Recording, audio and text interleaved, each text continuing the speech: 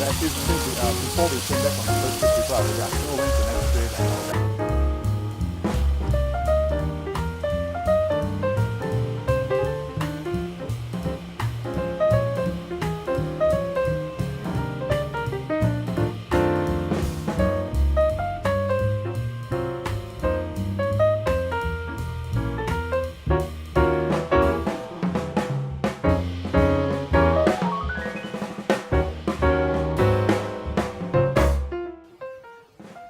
Hi everyone, welcome to another episode of The Right View Show.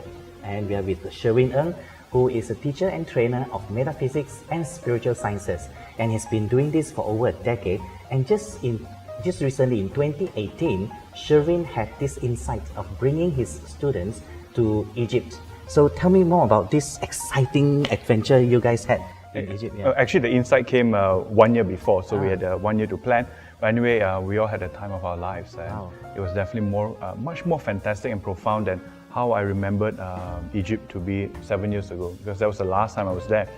And for me, why I wanted to bring students back, because after Egypt, everything changed in my life. Wow. Yeah, my whole understanding of spirituality, the esoteric sciences, my healing work, everything started to just expand. Wow. Yeah. So I wanted that for my students. I see, okay. So tell me, what's the difference between spirituality and religion, since you talk so much about that? Yeah. I guess this is one of the biggest misconceptions people have.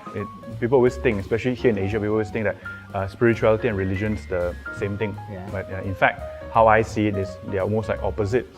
Yes. So spirituality is, or rather, like most religions, they have like rules and they tell you what to do and what to believe. Spirituality is like the opposite of that. You have to discover on your own who you are, why you're here, what is the universe about, or even like the big question, what is God? Oh, yeah, you have to discover it on your own, and that's a lot of work. I see. Yeah, it is a lot of work. Yeah. So do you find it in your students, participants of your classes and also in your trips, that they keep on maybe asking you questions like, how do I do it myself? I need help. Well, normally to go for the trip, so you need to come for a few workshops first. So most of them, by the time they go for the trip, they are quite like mentally prepared on what to expect and what type of meditations to do, or even how to feel energy. I see. Yeah, so they're quite prepared. So that's what you wrote in your book, Life on Earth Mastery, which I have been reading. And here you say in your preface, we do not predict the future when we know how to create it. Yes. Wow, this is a very profound statement. So explain. Well, first of all, we have to understand there are two things that affect us. So in life, in this world, you are either in fate or you are in destiny. So they are also like both polar opposites. So most people, if you're not aware like why you're here, who you really are, what are your strengths and weaknesses, without that self-awareness, you're governed by fate. That means your environment determines what happens to you.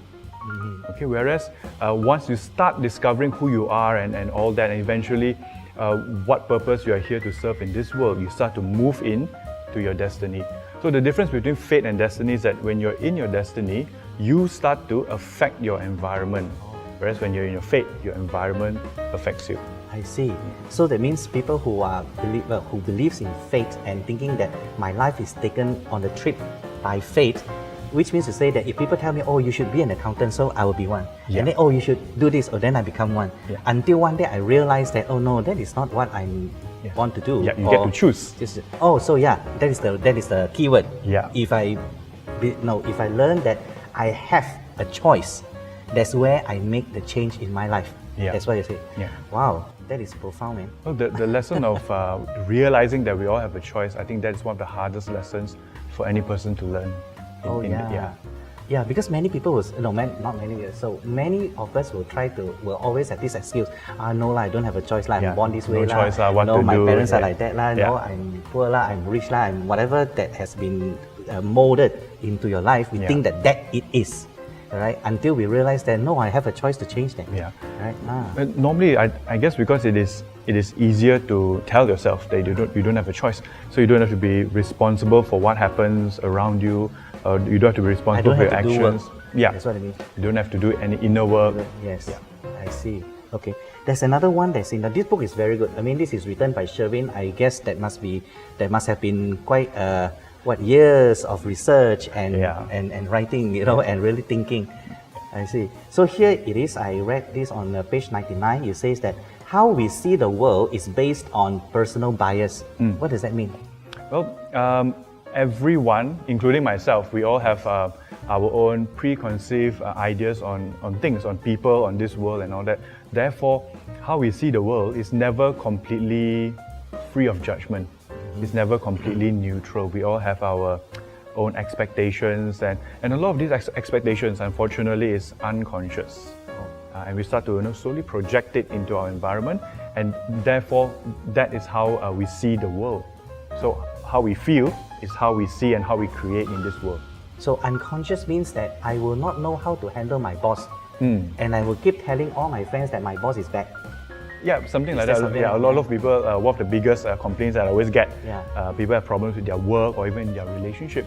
So here's the nice twist with how things work in this universe. So whatever challenges we meet around us is trying to tell us that there's something inside of us that we haven't fully understood and mastered yet. So that is the trick. Yes. Yeah. So when we master that internal struggle or internal emotion, when we acknowledge that, the external so-called problem will actually shift or dissolve. I see. Well, one of the things I think many people will take it very difficult to see is that how does that things change after I have changed my mind? Right. So I can change my mind all the time, but how come the things is the same? Oh, so if the change only happens on a conscious level, Yes. then it doesn't translate yet. The real change has to come from the unconscious emotional level. Then you will see the change translating into the environment, because there's one very important secret of the universe: as within, so without. Wow. So that is another profound thought, just 4 words, but then I guess we have to have another episode to talk about that, isn't it? Yes. So thank you very much, Sherwin, for this. And then we are going to go to another episode, which we are going to talk about that 4 little words, which is huge meaning. As above, so below. As above, so see. below, and then as within, so without. So, okay, good. Thank you, Sherwin.